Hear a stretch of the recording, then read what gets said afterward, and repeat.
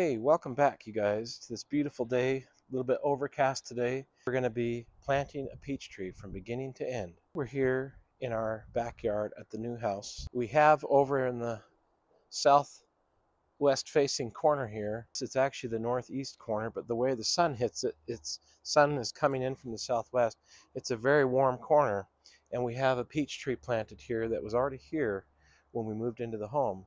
Of course, this tree was a little bit neglected, and in another video we showed you how to prune this tree, so it's all pruned up and ready to go for the season. But we thought that this tree was feeling a little bit lonely. Besides that, it's kind of a later variety. It's like an O. Henry peach variety, and so it comes on in September, and we thought it'd be fun to have another peach tree as a buddy to it and a companion.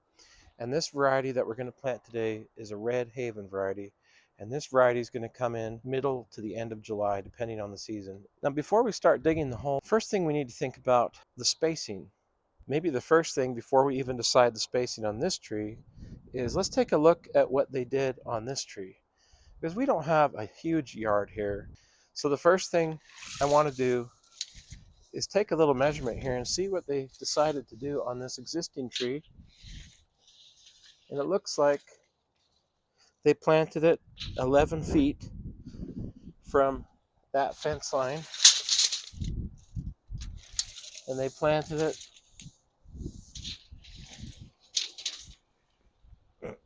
10 feet from this fence line. So it's roughly 10 by 10. Originally, they had planned from the center of the tree to have at least 10 feet that way and 10 feet this way of growth, meaning that the tree would also come out 10 feet this way and 10 feet this way, meaning that the diameter of the tree would have the ability to be 20 feet in diameter. That is a pretty large diameter for it. As you can see, the tree, because it's leaning away from some of the shady areas, even though the stump is down here at 11 feet, the center of the tree has actually moved over about 2.5 to 3 feet to where it's actually only 8 feet away from the fence now. Over the years, as I visited different orchards and I've pruned and planted different orchards, I've seen trees planted in rows at the farms as tight as 8 feet every tree. And I've also visited some older orchards that had some old Alberta trees that were 40 years old.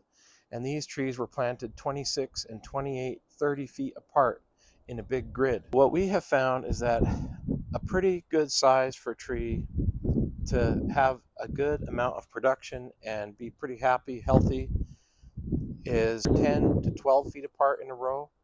And that gives a nice medium size. It would give 6 feet on each side of the tree, or a 12-foot diameter, to be able to fill out into a bowl. And we just recently did a video on controlling the height and size of a peach tree. We were dealing with some 13-year-old trees that were planted 10 feet apart. And those trees had grown out to about 16 feet in diameter. It was starting to reach out too far for the size of what that tree was structured at. So after the pruning, the tree would have come back to about 10 to 12 feet in diameter. And of course, in the years, it'll grow out again. So now I'm taking a look at what they've already done. We're going to go 12 feet from that existing tree, and we'll come 11 feet off that fence, and we'll match that tree.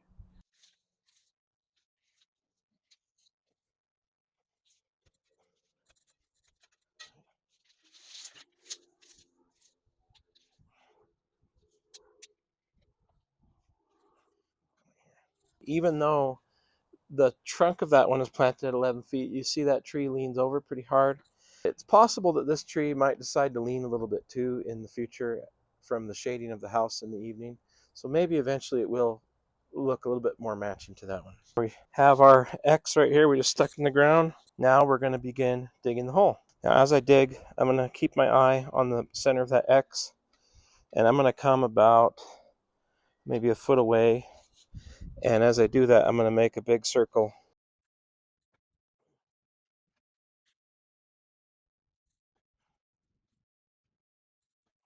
I only weigh 250 pounds, which should be enough to drive the shovel in the ground, but it's a little tight. But we'll do our best with it. That's all we have. That's what we have to work with, so we'll work with it.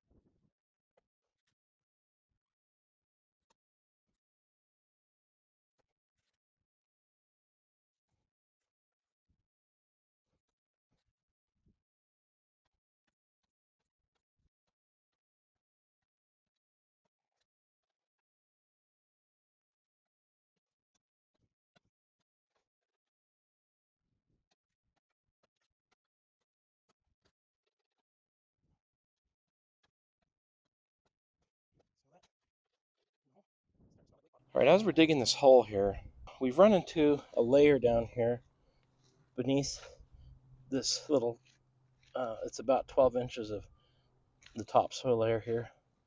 And this layer that we run into is really gravelly and it's hard as a rock. Now we're kind of in the lake bottom area, and these rocks might be sediment here that settled in a layer. I know over at our farm that's only a mile away, it has that too, about 18 inches down. There's a layer of sediment that's kind of gravelly that's about 1.5 inches thick. And it's like a layer of concrete almost is what it feels like.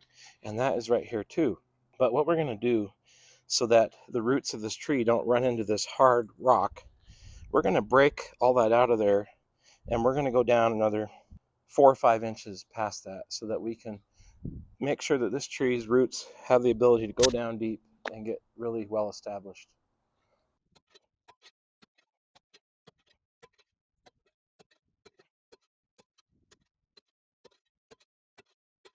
So that we're breaking through it. And you can see here, as we're breaking through it, underneath that layer is this sandy loam from the lake bottom as well. And so that's really wonderful soil, and we want to get down to that.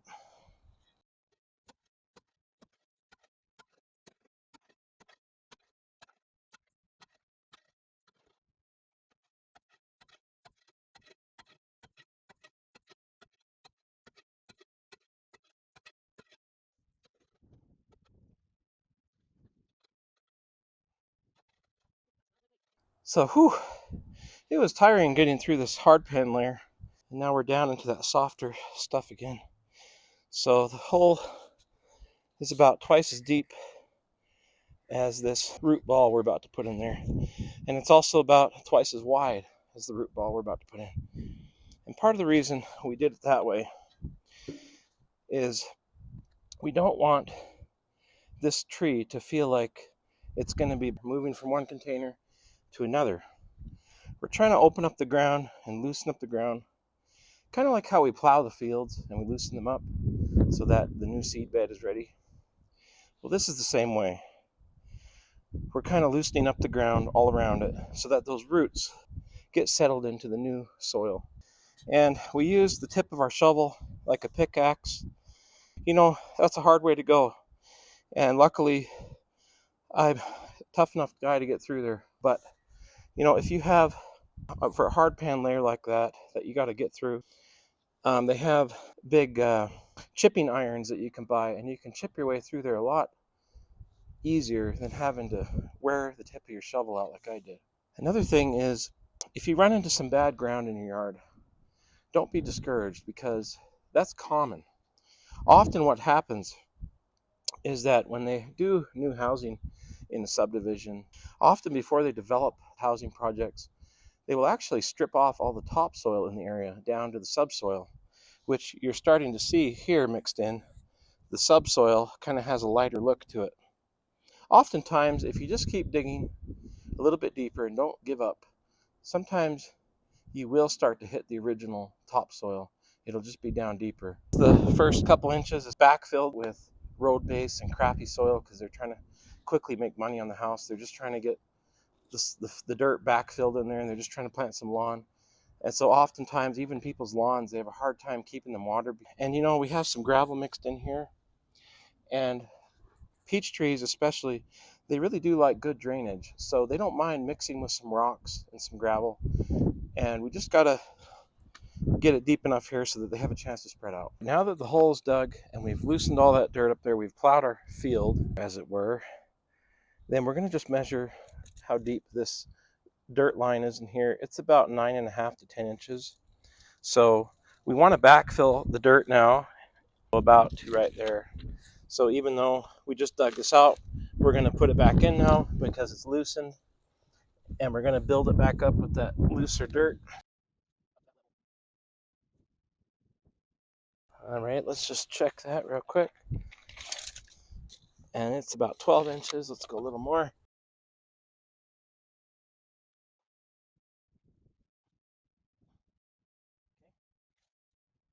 All right, that's about 10 inches right there. So what we want to do from this point, we want to introduce some water into this dirt. The fact that we're doing it here in the springtime means that the dirt is already pretty wet, which is a nice thing, rather than doing it in the middle of July when it's 100 degrees. And I will tamp this down just a little bit with my foot, not super hard, just enough so that when it settles, it doesn't settle so much so that my tree sinks out of sight, just enough so that it packs down a little bit of that air out of it. We're just going to fill this up with maybe a half inch, an inch of water into the bottom here. Not too much, just enough to give it a good drink in there. And we'll just wait for a minute for that to kind of settle a little bit, drain down in. The roots that are at the bottom there get an instant drink of water when we put that in there. So now we're going to dump a whole bag of fert. Just kidding. So some people might think it'd be advantageous to get the fertilizer in there while we're doing this. But part of the problem is that we're putting a live plant in there that has lots of roots. And this fertilizer, when it hits those roots direct, it can be really hot and acidic on them and burn the roots and scar up the roots. So we'd be better off just to fertilize on the surface afterwards and let that fertilizer slowly leach into the ground and let that tree eat at that fertilizer little by little as it needs it and wants it. We're ready to cut the tags off this tree and pull it out of its container and put it in here. So we're going to take that tag off and these ones here, and we'll try to remember what the variety of tree is now that the tag's going to be taken off it. And hopefully we'll have this video for reference 10 years from now. You'll notice that it has right here a graft onto a rootstock, they call it. And you can see how the rootstock's been cut off, but they've grafted on the Red Haven variety onto it. So one of the things we want to do as we plant it here is try not to bury the graft in dirt, because sometimes the original rootstock can send out new shoots and override the graft. We want to make sure that this tries to stay above ground. Punch this a little bit so that the tree kind of comes out without having to rip the root ball apart. Just loosen up a little bit there. All right, let's see if it'll come out of there. Looks like it will. Okay, there's the container, and here's our tree. Now, you'll notice here that this tree is not very old. It's only like a 2-year tree, and so the roots are not so heavily developed yet, and they're not very much wound around the bottom. I don't know if you guys have seen your tomato transplants sometimes. Those ones that are a little bit older, maybe a 4 or 5-year-old tree from the garden center. Sometimes they'll be so wrapped up in here, they'll be what's called root bound. And it'll almost look like a piece of fabric down here rather than soil, because it'll be so bad. But one of the things we want to do with these roots is encourage them and prune them so that they start growing out into this hole that we dug, instead of staying all intermingled. Sometimes if you leave them like that and they start growing that way and they get bigger, they start cutting each other's circulation off and they start damaging and even killing the tree. One of the things we want to do then before we plant this here is we can either take a pruner, if you want to dull your pruner up. Now, I don't necessarily like to do that because I like to keep it sharp for my trees. You could even take a razor knife, whatever you have available. But I'll do it here with a razor knife, and I'm going to go through and cut these roots up. Not all the way in there, but maybe a little ways in there, and cut some of these up. I'm just going to go around the tree and do that maybe about 4 to 6 times. We don't want to destroy all the root structure, but we want to just loosen it up here so the roots can take off in a new direction. And try to talk nice to the tree while you're beating it up like this. It doesn't hurt to be friendly to the tree once in a while. Gotta be buddies with it. All right, let's go over here. Just run that knife in there and try to break up all that winding and try to bring it out here and loosen it up. Okay. And you can kind of rip it with your hands a little bit too. Okay, she looks like a shaggy mammoth now. So let's put it in here, and you will notice it's going down real deep, so that if the level of the ground came here, it'd be covering that graft. So let's put some of this dirt in here and build it up even higher. You know, it never hurts to put some of this grass deep down in here. It rots, turns into fertilizer for it. It's like a green manure.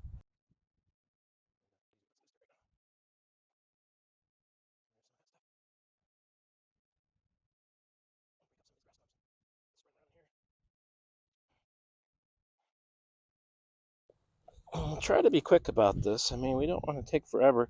After all, the tree is exposed out here in the wind right now. And it's, you know, it's undergoing some shock because we're working it over pretty hard right now. But we want to get it in here and get it watered in and let it rest.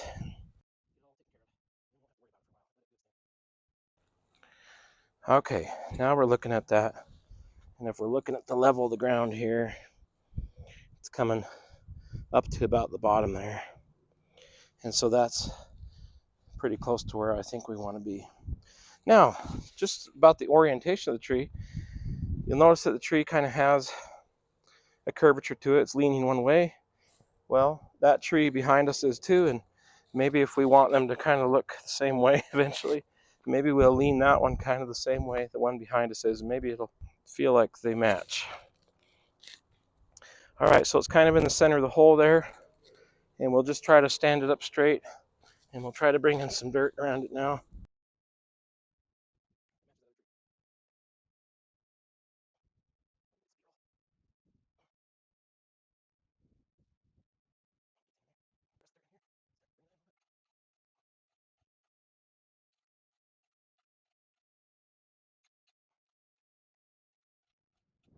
Now I'm just building it up a little bit there.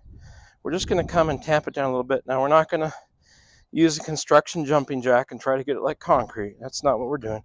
We're just trying to tamp down the dirt a little bit so that it takes some of the air pocket out of there, so that when the dirt settles, when we water it in, it doesn't turn into a big sinkhole. And besides, a little bit of pressure is okay. I don't know about you guys, but our children like to be tucked in at night with their blankie. And that's kind of what we're doing here, just tucking the tree in nice.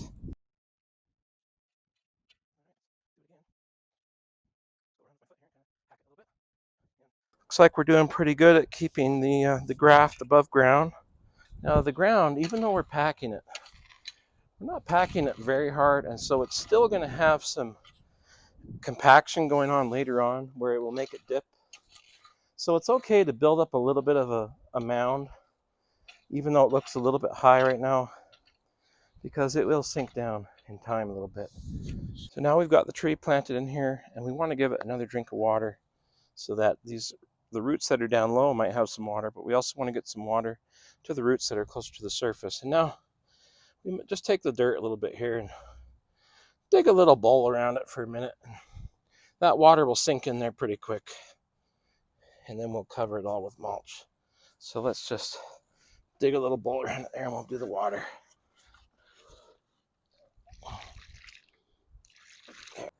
So one of the considerations we would make normally on the farm that we didn't have to worry about in our yard is the watering into the future. And so oftentimes at the farm, we'll be setting up microspray sprinklers with water lines that go with these holes that we dig. Sometimes we'll put them underground. Sometimes some orchards will hang them on the trees with drippers, and they have different ways of doing that. But we didn't have to worry about that here in our yard because we already have a sprinkler system that hits the lawn every morning in the summer, and these trees are going to get plenty of water off the existing sprinkler system. Now we're ready to fertilize our two trees here, the adult tree and our new one. And one of the things about the fertilizer for the peach trees, if I could say anything, I would say that they are a long-term project. They like to have a well-balanced diet, and they like to have it over the whole year if they can. So one of the things I like to fertilize my peach trees with is something like this mix right here. It's kind of an even mix of the nitrogen and the phosphorus and the potash, and that's what we're going to give it today, is kind of a slow release, which this one is, a nice slow, even release over time here. And we're going to do this fertilizing in combination with some mulch. How much of this do we need for the tree? Well, when in doubt, it's always good to read the back of the bag. And if you want to learn more about fertilizing peach trees, a little bit more in depth, we have a video that we did. Suffice to say, it tells us here that we need about either a cup and a half or 2 cups of this fertilizer for a tree. And if you have a really big adult tree, you may want to even do more. It just depends on the size of your tree. This one probably doesn't even need 2 cups. It probably would be just fine with even a half cup right about now. But we'll put some in there so that over time it can access it as it needs it. So what I have here is just a 1 cup measuring spoon. I have a bunch of different sizes here, but we're just using this one. That just makes it really easy, especially if you got a bunch of trees, just to dip it in there and get what you need and go to town on it. So we'll just spread it nice and evenly around the tree here.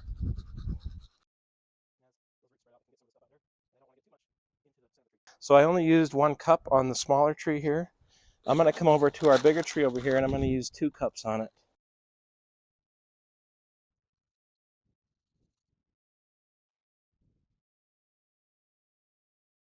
So here's 6 bags of mulch. They're 2 cubic feet each. They're the small nugget size. And we're going to be putting 3 bags around each of these trees. On the big farms, they'll spray to keep those weeds and the grasses from competing against the roots of the peach tree. So that's one thing that the mulch will do right off the bat, is that it'll keep the weeds down. Another benefit to the mulch is that they help shade the ground around your tree. And so if you're in a hot location where it gets really dry and arid like we do here, we get into the 90s and 100s in the summertime, this will help the moisture stay up in those roots close to the surface. On the reverse side, in the wetter climates, it's often been said and reported that if the mulch is too close to the trunk of the tree, it can start disease. For today, we'll pull it a little bit away from the tree just to show you what that might look like. And there's a lot of other benefits to the mulch. Suffice to say, we're hitting about 10 birds with 1 stone by putting this around our tree today. So that's what we're going to do. So I find it easiest to cut these bags open right down the middle. So I flip them over and I let it pour out. And it makes it a little bit easier to get the stuff out. So I'll just spread this around. Now remember, this tree is a small tree, and so part of the thing they would tell you on the mulch is to try to mulch around out to the what's called the rain line on the tree, or in other words, the edge, the diameter of the tree. But I don't find that necessary that you would have to do that. We've had plenty of benefits from the mulch, just even doing it a 5-foot diameter around the tree. Now, as we're doing this, we want to get the mulch deep enough so that the weeds don't come through too much. And we're talking about the different grasses and the different weeds that want to grow. At the same time, we don't want to bury the tree like this up to its neck. So we'll be spreading it out here, and we're trying to get maybe 4 to 5 inch layer out here. And this stuff is going to settle too, so be aware of that even if we spread it out to 4 to 5 inches in a layer, before too long it's only going to be 2 to 3 inches thick. And then as it breaks down and it starts to rot and compost, it's going to get a little bit less and a little bit less. Now, to be honest, the 2 bags was probably plenty for this size of tree. But we want our tree to have the best chance to get going as fast as it can.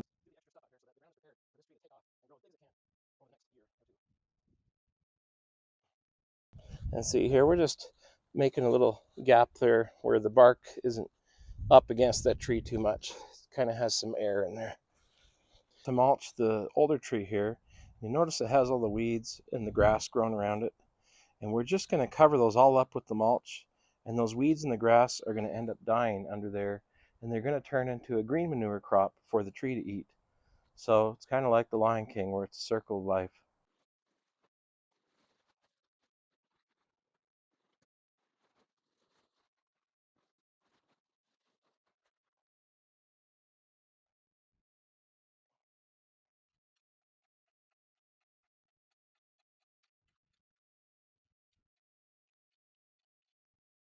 If you find that the weeds are still coming through your mulch, it's not quite thick enough later on in the season, feel free to add more mulch as you need it throughout the season.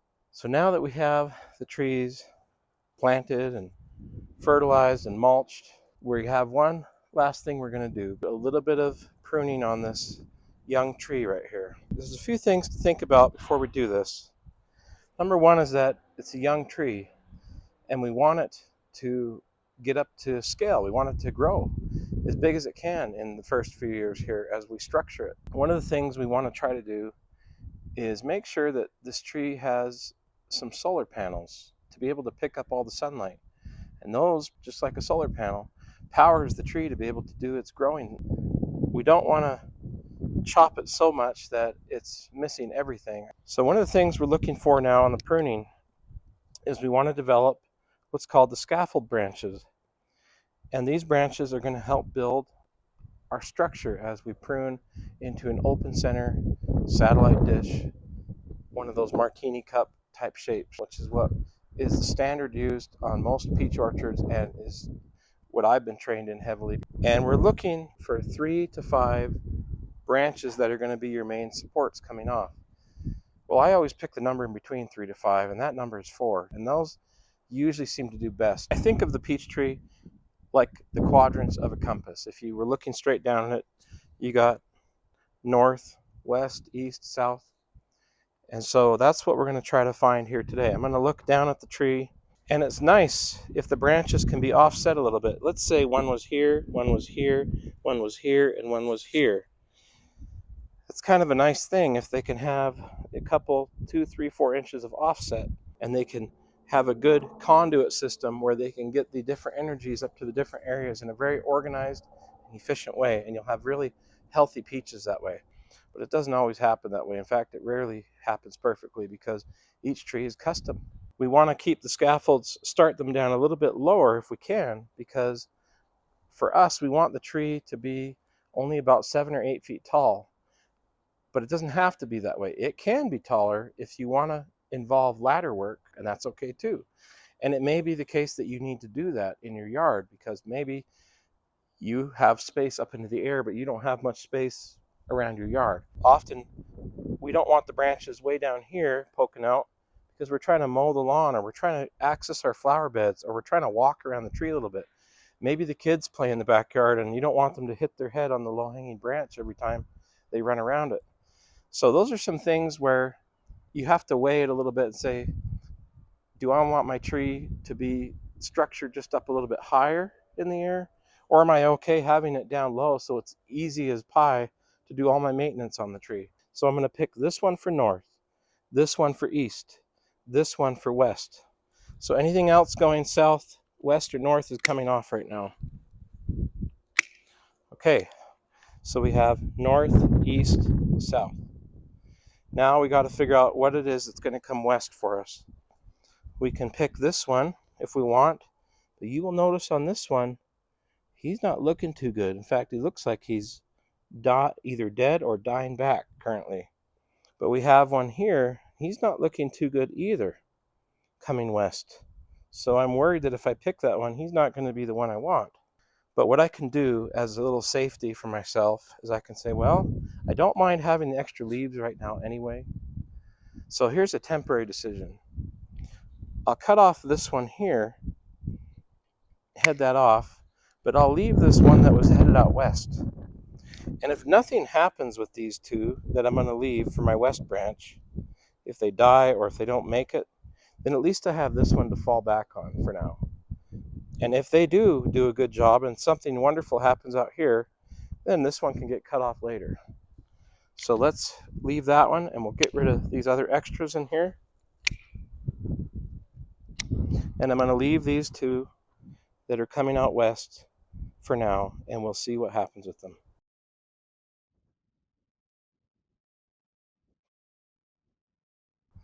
Well, what do you know, guys? The sun is out now that all the work is done. Well, that's the way it goes when you're farming. Sometimes it's freezing cold and sometimes it's burning hot.